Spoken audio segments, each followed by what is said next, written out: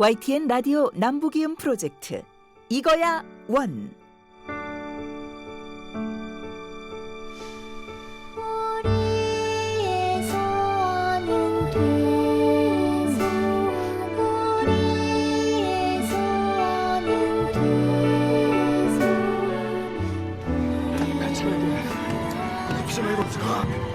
말도 안 돼.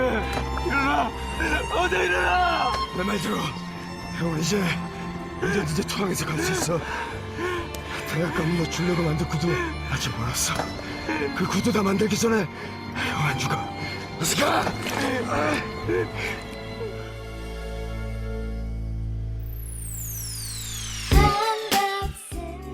남북을 이어주는 사람 사는 이야기 평화통일 스토리텔러 김우성입니다. 잠시 태극기 휘날리며의 마지막 이별 장면 들었습니다. 지금 생각해도 가슴이 찡하네요. 대통령실이 있는 용산 근처에는 전쟁기념관이 있습니다. 거긴 특별한 조형물이 있는데요. 바로 형제상입니다. 국군인 형과 인민군인 동생 실화를 바탕으로 만들어졌죠. 누구도 승자일 수 없는 동족 간의 전쟁. 손잡고 민족의 침략자를 상대로 싸울 때는 용맹했는데요. 지금은 슬픈 모습으로 남아있습니다. 전쟁기념관이 평화기념관으로 바뀌길 희망해 보면서 오늘은 일제침략에 맞서 싸운 양세봉 장군 이야기 들어보고요. 아오지에서 탈출해서 대한민국 국회에서 일한 조경일 대표까지 만나보겠습니다. 이야기로 먼저 만나는 평화통일, 언젠가 남과 북이 함께 들을 라디오.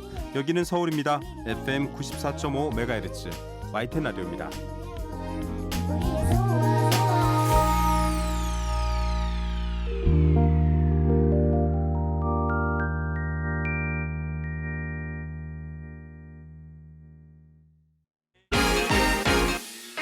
남남북녀 남앵커 북 아나운서 결의말 뉴스. 같은 듯 다른 말 결국 같은 사람들 괜찮아요. 이롭습니다. 네, 오늘도 결의말 뉴스는 방송원 주영 씨와 함께합니다. 어서 오십시오. 안녕하세요.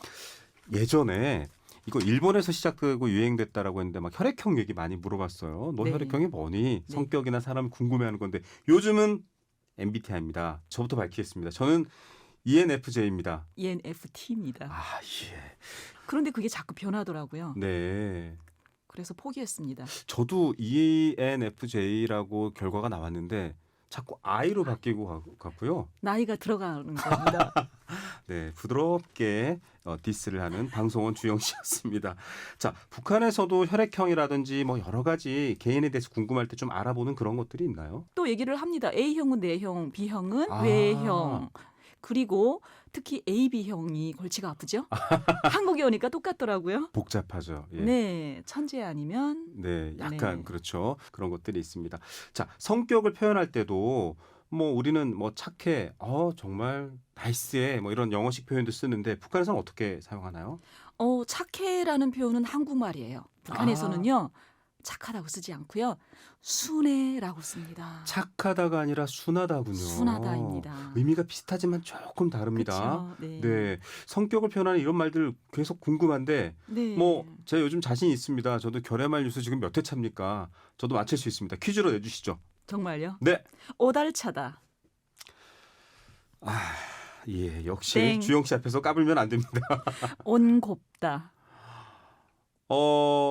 아주 따뜻하고 다정하다. 네. 이거는 상냥하고 조금, 고분고분하다. 네, 온곱다는 맞는데 네. 오달차다는 도저히 모르겠네요. 오달차다는 야무지다라는 뜻이에요. 야무지다가 오달차다. 꼼꼼하고 일 잘한다. 또 있습니다. 네. 노죽스럽다. 노죽스럽다. 이건 모르실 것 같아요. 이게 딱 몇 글자 안 되는데도 모르겠어요. 가식적이고 네. 솔직하지 않고 겉발림, 알랑방귀. 대한민국의 정치, 경제 지도 인사들 좀 노죽스럽지 않으셨으면 맞습니다. 이렇게 표현하는 정확합니다. 거군요. 네, 알겠습니다. 또 있습니다. 네. 철철이도 있고요. 철철이. 네, 이건 맞추실 것 같아요. 철철이를 우리가 쓰는 77이라고. 비슷합니다. 그렇군요. 딩동댕. 역시. 예. 네, 알겠습니다. 옹하다. 옹하다. 네, 옹하다. 비슷해요. 예, 옹졸하다. 옹졸하다. 네. 애록애록하다라는 표현도 있는데 애록 네. 말이 한국에서는 예리예리하다. 여리여리해. 예, 그 표현입니다. 애록애록하다 이렇게 그 씁니다. 말이 예뻐요. 연인 사이에 쓰면 좋을 것 같아요. 북한의 여성들이 자기를 예쁘다라고 표현하는 걸, 곱다고 표현하는 걸 별로 네. 좋아하지 않아요. 아, 여성들도 남자들처럼 멋있다는 말을 듣고 멋있다. 싶어합니다. 표현도 멋있다라고 하나요? 네, YTN 라디오 이거야 원의 멋있는 방송원 주영 씨와 함께했습니다. 멋있는 우성 씨 감사합니다. 자, 이렇게 받으려는 건 아니었는데 다음 주에 만나요.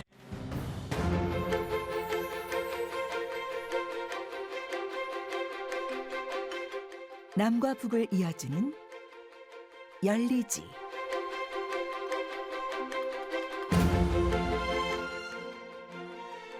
북만주엔 홍범도, 남만주엔 양세봉으로 불릴 만큼 유명한 항일 명장으로 중국인들에게도 추앙받고 있는 영웅이다. 독립군에 참가했던 조선혁명군에 참가했던 이런 전사들도 만나게 되었고 역사이기 때문에 일본 군이 와가지고 양세봉 장군을 무덤에서 다시 꺼내가지고 목을 잘라갔던 데죠.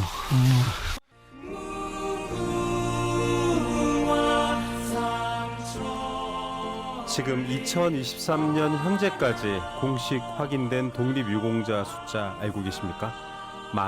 17,848명입니다.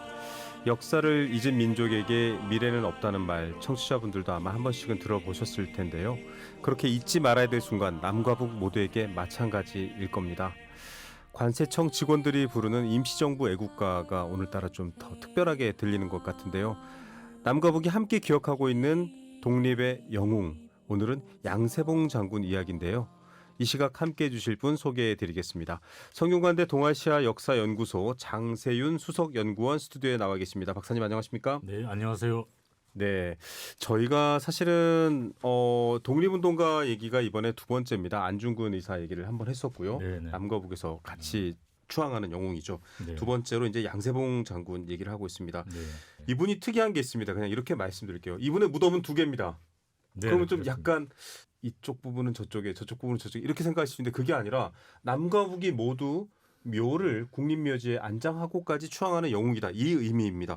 이분 굉장히 대표적인 인물이죠. 그렇습니다. 네, 특히 소장농 출신 장군인데다가 남만주 최후의 독립군 사령관 이렇게 네. 이해하시면 되겠습니다. 소장농 출신의 남만주 최후의 독립사령관. 사령관. 예. 네. 남과 북이 예. 함께 국립묘지에 안장하고 추앙하고 있습니다. 네. 유일한 분이신가요? 지금까지는 최초로 가장 빨리 네. 양쪽에 조정되었다는 점에서 거의 최초로 북한과 남한이 각각 어떻게 기억하고 있는지도 궁금합니다. 우리나라는 보훈처에서도 다양한 자료들, 어린이를 네. 위한 자료도 만들고 북한에서도 양세봉 장군을 굉장히 추앙하고 또 기록해 왔나요? 어떻습니까? 북한과 우리 대한민국이 그 양세봉 장군을 기억하는 방식은 조금 차이가 있습니다. 네. 예, 북한 쪽에서는 주로 소위 그 위대한 수령 김일성 주석이라고 하는 네, 역시 그 사회 김일성 이념이랑 주석과 관계라는 측면에서 네. 중요시하고 있고요. 우리 대한민국에서는 역시 독립운동 영웅으로 이렇게 네. 기억을 하는 거죠. 하고 있는 거죠. 네. 예. 만주 지역이라는 게 사실은 네. 독립운동사에서 저희 국민들 잘 모르시기도 해요. 요새는 중국 동북지방 네. 이렇게 얘기를 하는데요. 쉽게 말해서 압록강 토목강 북쪽이다. 봉오동 청산리 전투. 네네. 그리고 1930년대 이청천의 한국 독립군, 양세봉 장군의 조선혁명군. 네. 그리고 3년 후반엔 항일 파티산 동부항일 연군. 이렇게 예.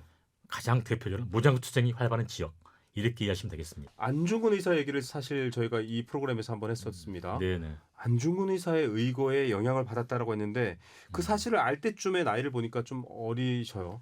그러니까 이분이 1896년생이거든요. 네, 아마 15 정도. 그 정도의 그 정도의 안중근에서 그 소식을 들었는데 그 정도 나이면은 충분히 네. 그 의사 의거를 알 나이죠. 15이면은 조국의 운명 그리고 안중근 의사의 역사적 의거를 충분히 알 나이다. 그럼요. 예. 집에 있는 아이가 떠오르면서 갑자기 좀 우울해집니다. 알아야 될 텐데요. 예, 네. 예. 이 방송 듣고 또 자녀들하고 얘기하시다 보면 잘 알게 되겠죠. 예. 그런데 앞서 박사님이 소개해 주실 때도 예. 가난한 소장농의 아들, 이게 요즘 버전으로 치면 그냥 흙수저의 아들인데 맞습니다. 독립 영웅이신 거예요. 원래 양세형 고향은 그 압록강 하루 남쪽에 있는 평안북도 철산군입니다. 네.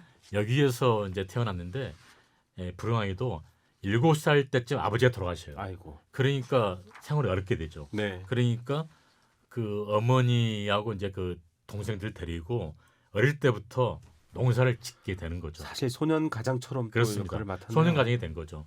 그러다가 1917년도에 일본은 간섭이 적고 땅이 넓고 중국인들이 있긴 하지만은 땅을 빌려서 농사를 지으면은 네. 더 잘 살 수 있다. 3.1 운동이 일어납니다. 예. 1909년에 안중근 의사 의거를 한 15 정도의 나이에 들었는데 예. 이제 3.1 운동은 1919년이니까요. 예. 한 20대쯤 됐을 때예요. 예. 이때는 좀 역할을 하셨나요? 놀랍게도 이 상암도 지역에서 3월 12일 날 네. 이화현에서 3.1 운동이 일어나는 거예요. 네. 그러니까 국내부터 더 빠릅니다. 3월 아. 12일이면. 네. 그래서 상암도에서 3월 12일 날 이화현에서 최초 3.1 운동이 있었고 네. 그 영향을 받아서 4월에 네. 이 홍매자에서 3.1 운동이 일어난 거예요. 3.1 운동이. 네. 그래서 양세홍 선생은 학생들하고 연결이 돼가지고 상당히 중요한 역할을 하게 되는 거죠. 네. 그러면서 독립운동을 자극을 하게 되는 겁니다. 예, 이렇게 이제 본격적인 독립운동의 길로 들어서게 됩니다. 예.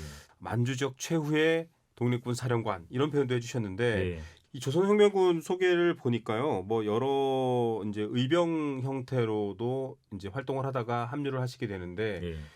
대한민국 임시정부의 직할 군대다, 뭐 소속돼 있다니까 뭔가 거기서 인증을 해주는 뭐 이런 게 있었나 봐요. 아, 그게 이제 좀 복잡한데요. 네, 그 만주 지역 즉 중국 동북 지방은 무장단체 굉장히 많았어요. 네, 그런데 이 양세홍 장군은 1924년에 그 참의부라고 하는 네, 참의부라는 조직은 남주 지역 통일 독립운 단체인데 정식 명칭이 대한민국 임시정부 주만육군 참의부. 아, 네, 그러니까 바로 임시정부와 연결된 단체죠. 네, 네, 그래서 참의부의 소대장 중대장 활동하다가 이 단체가 더 커져요. 네, 커져가지고 24년경에 정의부 그리고 1929년에 남만주지역 통합 독립운 조직으로 국민부라고 하는 조직이 결성이 되는데 네, 국민부 산하 독립군으로 조선혁명군이 결성되는 거죠. 네, 그래서 1929년 중반에 부사령관으로 네. 이렇게 활동하시게 되는 거죠. 예, 굉장히 조직적으로 다양한 뜻과 의지를 가지고 독립운동을 하셨던 분들이 점점점 체계화되고 공식화되면서 사실 뭐 이렇게 짤막짤막하게 다큐멘터리 보시다가 많은 분들이 들었을 겁니다. 예. 해방 직전에 예. 광복군, 독립군들도 국내 진격해서 일본하고 싸우려고 하던 찰나에 예. 아 이상하게 좀 국제 정세상 일본이 패망하게 됐다 이런 얘기들도 있습니다. 예. 그 연결선에서 이해하시면 아 굉장히 조직화되고 커졌구나. 예. 거기서 또 부사령관을 일부에서 지내셨던 분입니다. 예. 예. 그래서 전과를 많이 올리신 거죠. 그렇습니다. 그 아까 그 말씀하신 대로 국내 진입 작전을 여러 차례 전개하는데요. 네, 가장 대표적으로는 1930년 5월에 이설룡이라는 분을 국내 특파 대원으로 파견한 거죠. 네네. 그래서 이분이 동일은행이라고 하는 은행이 있습니다. 네네. 그런데 이제 군자금을 네, 모집하기 위해서 동일은행은 사실은 조금 그 세운 분이 친일파였어요. 네. 그래서 친일파 계열에서 세운 은행을 습격해 해가지고 군장을 뺏어가지고 네, 만주로 가가지고 독립전쟁을 전개하기 위해서 그 사이토 총독이 유명하지 않습니까? 네, 충독. 그 무라정치를 표방한 총독이 사이토 마코토 총독입니다. 네, 이 사이토 총독이 23년도에 압록강 순실을 하게 되는 우리 대한민국 예. 이 독립운동의 본거지로 겁도 없이 예, 순실을 그런 왔군요. 사실이 있었는데 그때 참의부 독립군이 압록강 국경을 순시하는 그 사이토 총독의 손시선을 네. 총을 쏘는 저격전을 벌이게 됩니다. 아, 네, 근데 그때 이제 양세홍 장군은 같은 참의부 중대장으로 있었던 거죠. 네, 그러니까 조선정명군 사령관에 계실 때 네, 33년도에 또 그 서원준이라고 하는 네, 국내 특파 유역 대장을 국내로 파견하게 되는데요. 네, 토미다라고 하는 일본 순사 부장을 네, 총으로 그 저격해서 네. 죽이는 그런 전과를 벌이게 되는 거죠. 이렇게 여러 작전을 진두지휘하고 또 부사령관으로서 정말로 장수의 역할을 했는데 예, 어렸을 때 소장농의 아들로 또 소년가장으로 커서 그럴까요? 예, 보니까 남북 모두에게 존경받는 미담도 그렇지만 예. 중국 현지에서도 예. 중국인들도 지금도 존경합니다. 뭔가 이분의 인품 같은 거라든지 뭐가 좀 특별한 게 있으셨나 봐요. 예. 양세홍 장군은 1932년 1월달에 이제 조선혁명군 총사령관을 맡게 됩니다. 네. 그래서 32년 1월부터 돌아가시 34년 9월까지 약 2년 8개월에 걸쳐서 굉장히 치열한 그 독립전쟁을 전개하게 되는데요. 네. 31년 9월 18일 날 일본이 만주를 침략하게 되는 소위 만주사변이라고 만주사변. 네. 일본군이 만주를 침략하게 되면서 네. 중국인 의용군이 만주 각지에서 일어나게 됩니다. 네. 그런데 양세홍 장군은 이 중국인 의용군과 합작을 해야 된다. 그래가지고 중국인 의용군과 조선혁명군이 힘을 합쳐서 네. 같이 일본군과 전투를 하게 되는 거죠. 네. 그래서 32년, 33년 약 2년간에 걸쳐서 200여 차례가 넘는 그런 그 전투를 벌이게 되는데 한국인 물론이고 중국인 장병과도 같이 힘을 합쳐 싸우면서 서로 의기투합하게 되고 양세형 장군은 정말 중국인들도 존경할 만하다.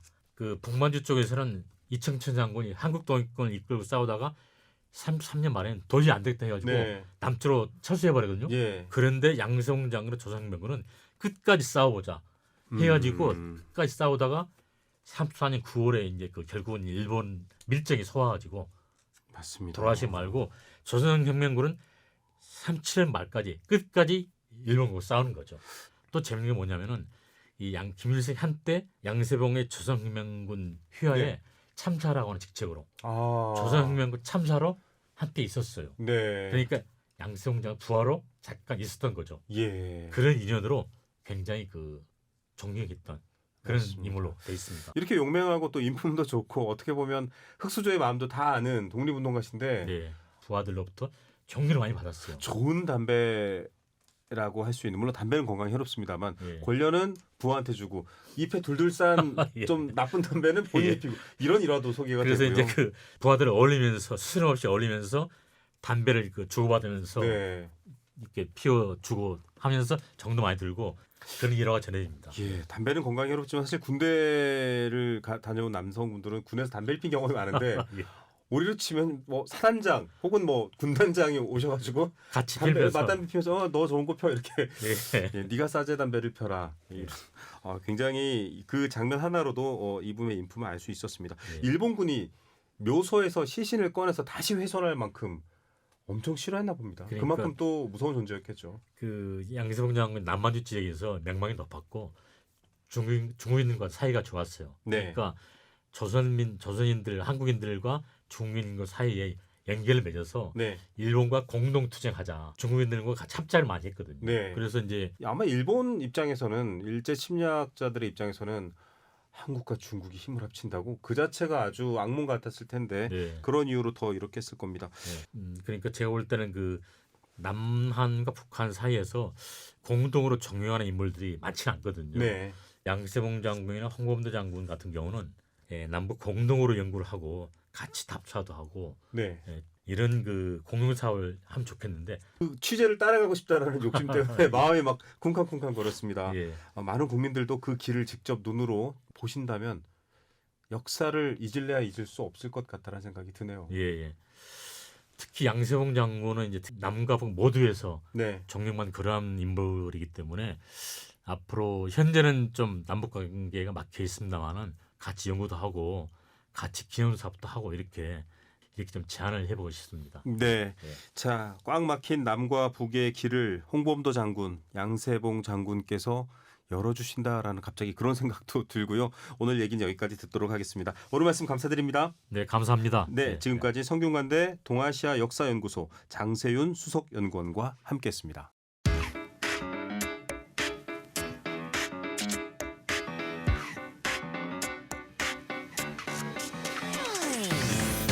이거야 원. 우리들의 넘버 원. 흔히 아오지라 불리는 곳, 나는 함경북도 경흥군 시골 마을에서 자랐다.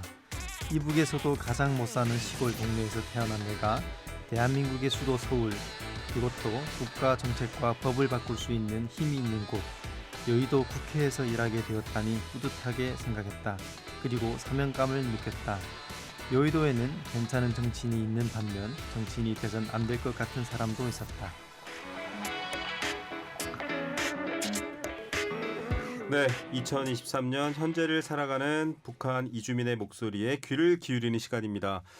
이분들은 여러 의미에서 넘버원인데요. 오늘 초대할 넘버원, 북한에선 1호 이렇게 부르던데요.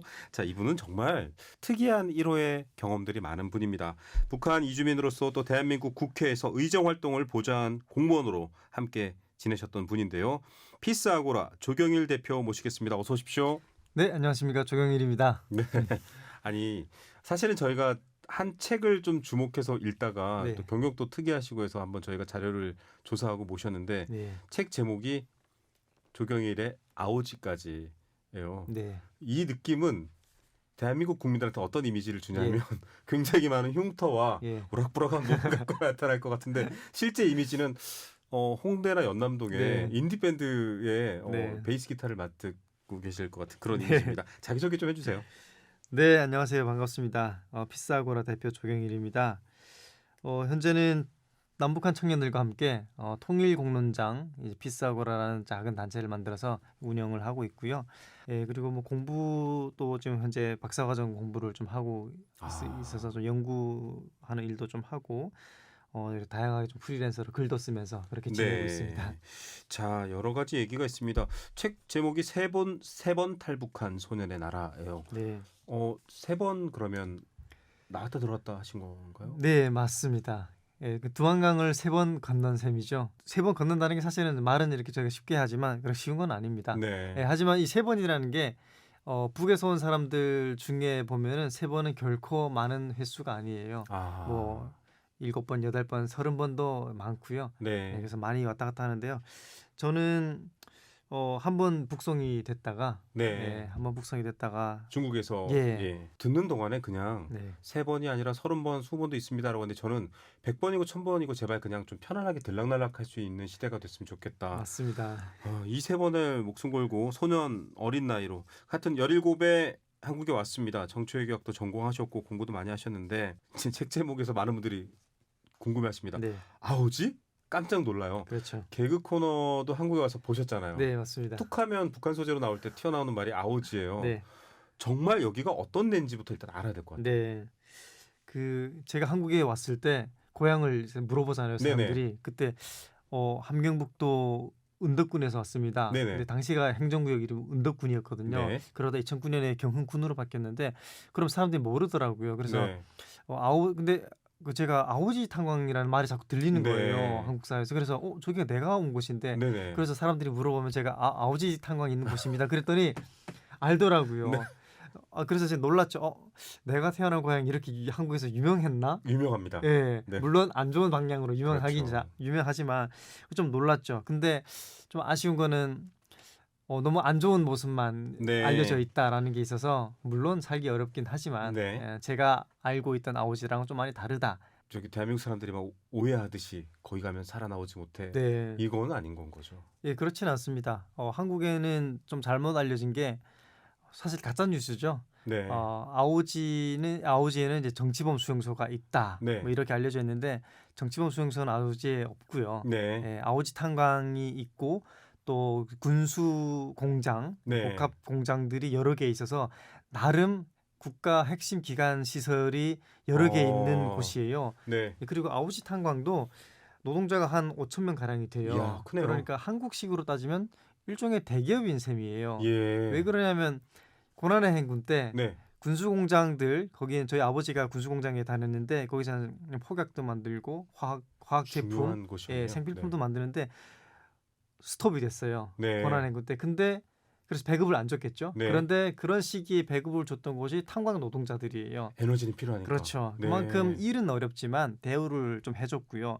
네. 이게 일이 워낙 광산 일은 사실 한국도 어렵거든요. 그렇죠. 예, 네. 광산 일이 어렵고 또 외진 곳이다 보니까 좀 아오지라는 곳이 좀 그렇게 유배해가는 곳으로 좀 많이 알려졌다. 다시 정정하겠습니다, 여러분. 아오지 살만한 곳입니다. 자, 편견은 버려주시기 바라겠습니다. 저희 프로그램은 편견을 배척합니다. 국회의원 보좌진으로 일을 하셨어요. 네. 그때 무엇을 하며 살아갈까 고민을 하던 중에 그래도 먼저 한국에 왔으니까 네.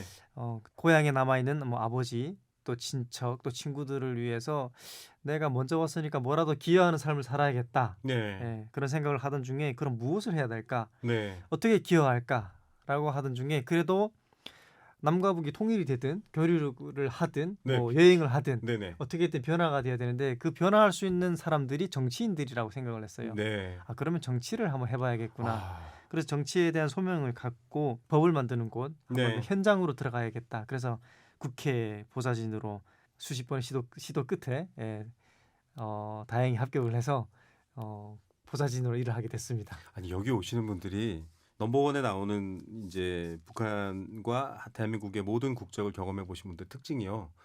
여기 왔으니까 이제 나 이제 좀 두 다리 뻗고 나를 위해서 재밌게 살 거야 이러셔야 되는데 뭘 기여할 수 있을까? 오시는 분마다 통일 시대가 오면 혹은 네. 통일이 가까워지거나 통일이 아니더라도 남과 북의 교류가 넓어지면 내가 할 일이 많다.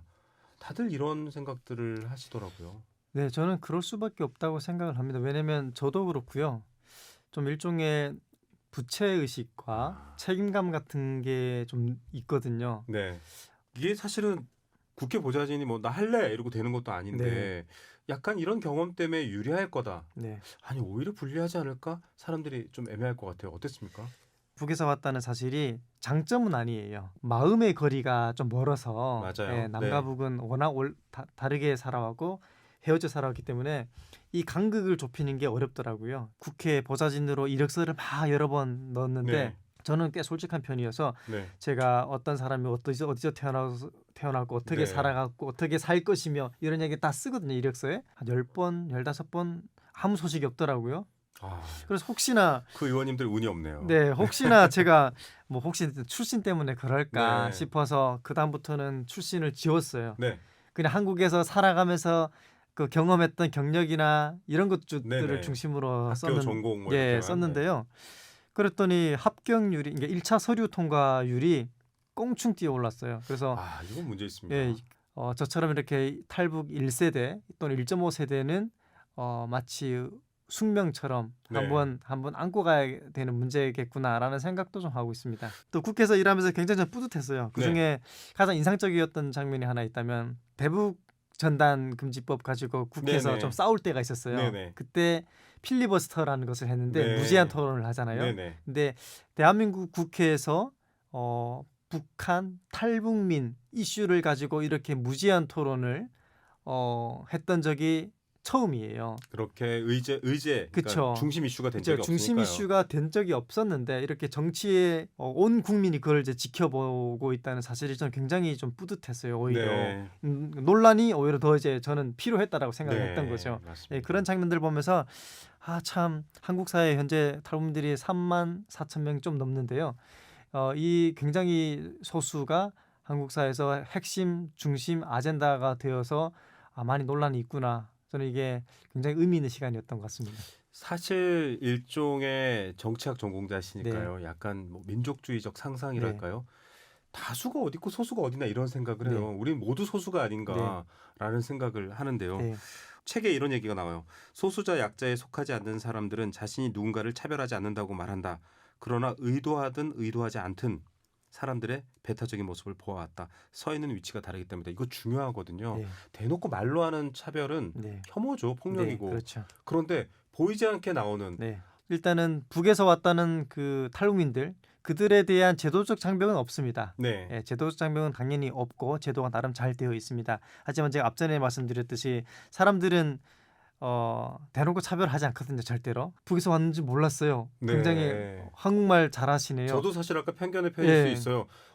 연남동에 베이시스트 같이 생겼어요라는 말도 그거 편견이에요. 네, 왜냐하면 이런 인상일 줄 맞습니다. 알았어라고 하는 예. 거니까요. 우리는 다들 그런 인상을 가지고 있는데 이게 편견이라는 것을 잘 인지를 못하고 있어요. 네. 근데 이제 이제 한국 사람이 다 됐네요. 왜 내가 한국 사람처럼 생각을 하고 한국 사람처럼 말을 하고 한국 사람들처럼 살아야 하는가라는 생각을 하는 거죠. 저는 제 정체성 그대로 살면 안 될까? 말투가 좀 다르면 안 될까? 이런 것들은 우리가 노력을 해봐야 되는 거죠. 예를 들면 부산 사람들이 서울에 와서 그대로 부산말을 쓰기도 하지만 다들 서울말을 쓰려고 해요. 네. 서울말이 유리하니까. 그렇죠. 예. 거기서도 다수와 소수라는 이상한 정치가 작동하니까. 그렇죠. 그래서 저는 이런 것들이 이게 북한 출신만 문제가 되는 게 아니에요. 네. 이런 것들은 우리가 앞으로 함께 고민을 해봐야 되지 않을까. 이 다양성의 시대에 네. 다양성의 한 요소로 봐주면 좋겠다. 맞습니다. 이런 생각을 합니다. 아주 오랜 세월의 경험을 압축적으로 표현하신 건데도 무슨 말씀을 하시는지 다 이해를 잘 하실 것 같고요. 이 프로그램을 유튜브로 보시는 분들은 항상 화면에 보면 제가 왼쪽에 있거든요. 네. 왼쪽에서 오신 분이 아오지에서 오신 분이죠. 편견을 좀 버려주시기 바랍니다. 네, 저는 서울에서 태어났고요. 대구에서 컸습니다. 네. 예, 사실 이 얘기가 지금 들어보면 북한 사회, 북한에서 태어나서 대한민국으로 온 사람들만의 얘기는 아니다라는 게 저는 함의가 있는 맞습니다. 것 같아요. 네. 결국은 이제 입법부 활동도 거치고 지금 또 다양한 활동도 준비하고 계시고 통일을 해야 돼? 이렇게 네. 묻는 분들이 많고요. 네.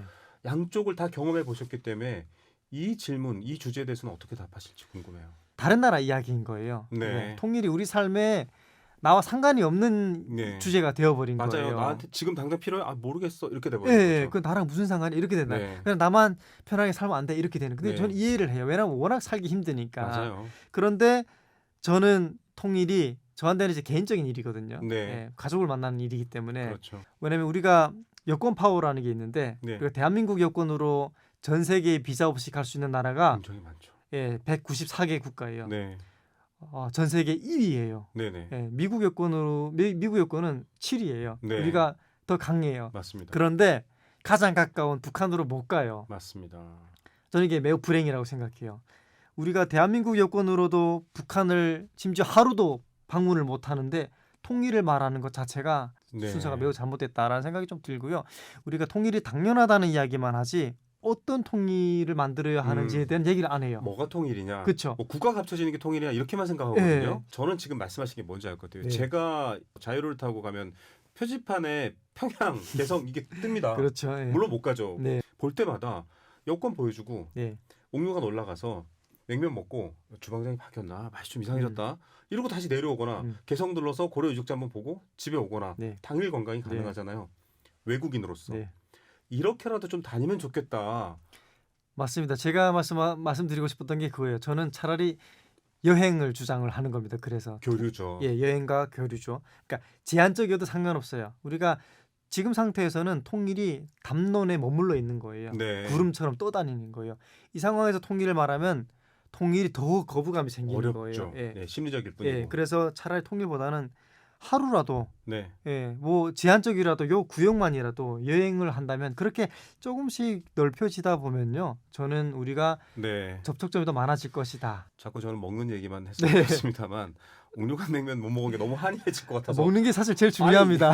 이것도 하나 못 먹고 내가 이렇게 될 것 네. 같아서 약간 좀 그런 게 있는데요. 네. 말씀하셨던 것처럼 현실적이고 구체적인 통일 다양한 분야에 있습니다. 저희가 앞서 얘기한 홍범도 장군, 양세봉 장군, 독립운동가로서 남북 모두의 사랑을 받는 분들이 통일의 길을 열고 저처럼 제발 옥류관 한번 먹읍시다라고 하는 사람들도 네. 옥류관 먹고 오는데 무슨 이념이 있고 정치가 있겠습니까? 그렇습니다. 저는 말씀하신 게 굉장히 중요한 게요. 그렇게 나는 옥류관 냉면 먹고 싶으니까 내가 뭐 냉면 먹으러 편하게 갈 수 있게끔 그렇게 정치를 만들어 줘. 이렇게 이런 일상을 생각하는 사람들이 강력하게 요구를 해야 한다. 그리고 정치는 이런 사람들의 이야기를 듣고 그런 통일을 만들어야 된다. 네. 이렇게 생각을 하는 거예요. 댓글이 2개가 달리는 게 예상이 되는데요. 아, 그런가요? 확실히 국회에서 일하신 분이라 네. 굉장히 세련된 국민 생활 정치적인 말을 잘하신다라는 댓글 하나와 진행자는 냉면에 미쳤구나 두 개의 네. 댓글이 예상이 됩니다. 네. 예, 여러분들 궁금하신 분들은요 조경일 대표 이야기 아오지까지라는 책이 있습니다. 한번 또 보셔도 좋을 것 같고요. 자, 지금까지 피스아고라의 조경일 대표와 함께했습니다. 감사합니다. 네, 감사합니다.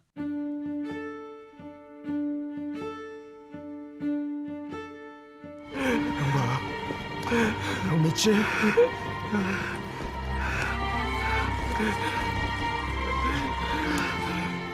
오프닝에서 만나본 슬픈 장면이었는데요.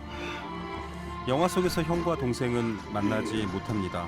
그런데 실제 전쟁에서 형과 동생이 이렇게 인민군과 국군으로 만난 사례가 있었다고 합니다. 실제 사례에서는 형과 동생이 만났다고 하죠.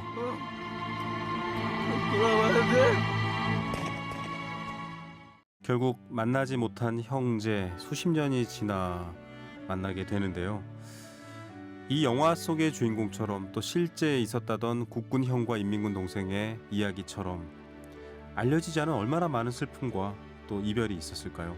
승자도 패자도 없는 전쟁에서 피와 눈물의 강이 흘러 닿는 곳은 슬프게도 망각의 바다입니다. 많이들 잊어가고 있죠. 잊혀지고 있습니다. 몇 년 만에 민방공 훈련이 재개되고 한반도 주변의 군사 정세와 남북 관계는 무섭고 날카롭습니다. 무서운 폭탄, 총탄 소리를 뚫고 평화를 외칠 수 있는 소리는 사람의 목소리, 가족의 따뜻한 온기 아닐까 하는 생각. 이 영화 오랜만에 만나보다가 요즘의 현실과 겹치는 것 같습니다.